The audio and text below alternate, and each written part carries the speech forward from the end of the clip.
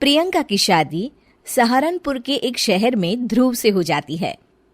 प्रियंका एक interior designer होती है और उसका अपना एक बिजनेस होता है। ध्रुव का घर बहुत ही साधारण सा दिखता है। उनके घर में हर चीज पुरानी और घर के हिसाब से बिल्कुल अलग होती है। प्रियंका को लगता है कि वो इस घर को बहुत ही सुंदर बना सकती है। ध्रुव, ये घर बहुत ही पुराने तरीके से डेकोरेटेड है। अच्छा, मुझे तो नहीं लगता। कभी ध्यान दोगे तो लगेगा ना। ऐसा लगता है कि हम शहर में रहकर भी गांव में रहते हैं। अच्छा, तो इस दिवाली तुम्हारे मनपसंद कलर से पेंट करवा देंगे, ठीक है?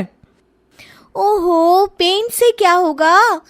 ये फर्नीचर इतना पुराना हो गया है, खुद कह देता होगा कभी तो, भगवान के लिए बदल दो, भगवान के लिए मुझे बदल दो। कुछ भी बोलती हो तुम प्रियंका। अरे कितना सुंदर लगता है ये सोफा।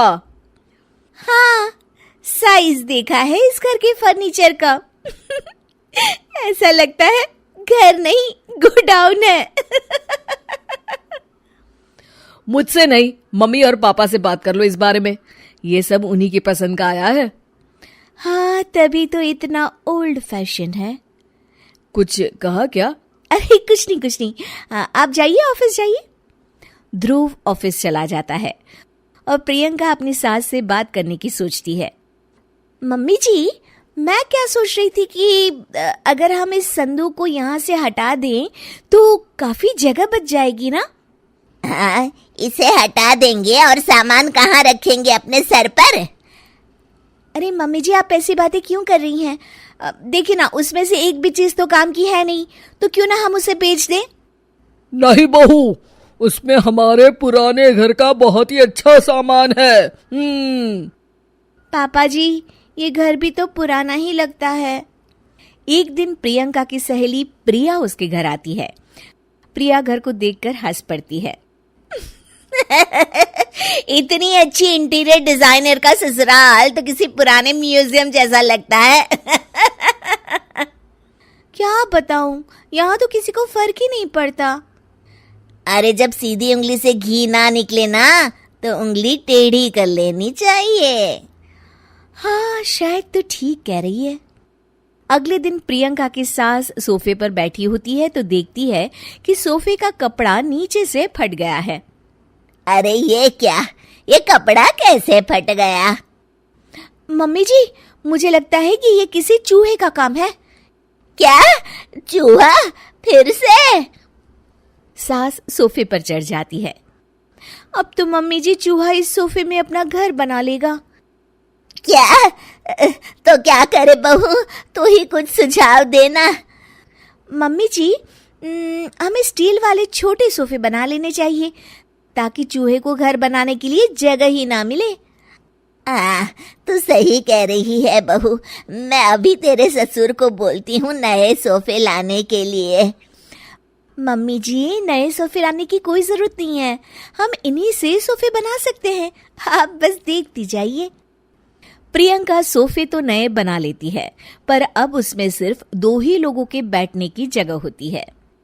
अरे ये क्या, इसमें तो बस 2 ही लोग बैठ सकते हैं। अरे बहू, तुझे तो पता ही है हमारे घर कोई ना कोई आता ही रहता है। इतनी सी जगह में हम कहाँ बिठाएंगे उन्हें? अरे मम्मी जी, आप चिंता मत कीजिए, उसका भी इंतजाम हो गया है। मैंने इस संदूक के ऊपर गद्दा लगवा दिया है और इसे पेंट करवा दिया है।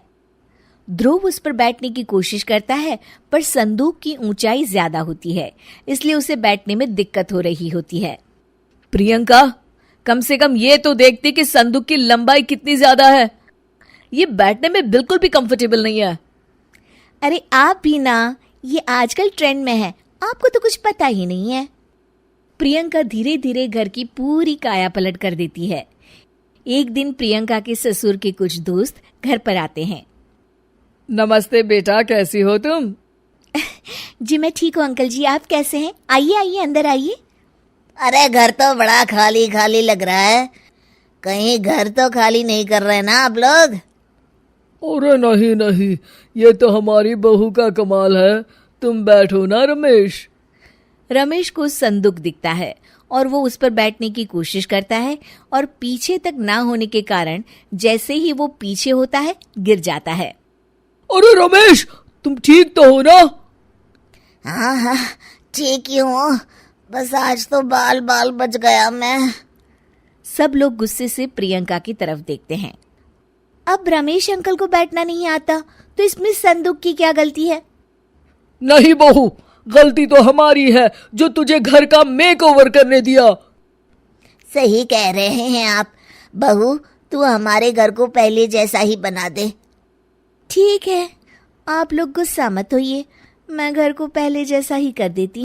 ऐसे और भी वीडियोस देखने के लिए चैनल को सब्सक्राइब करना ना भूले।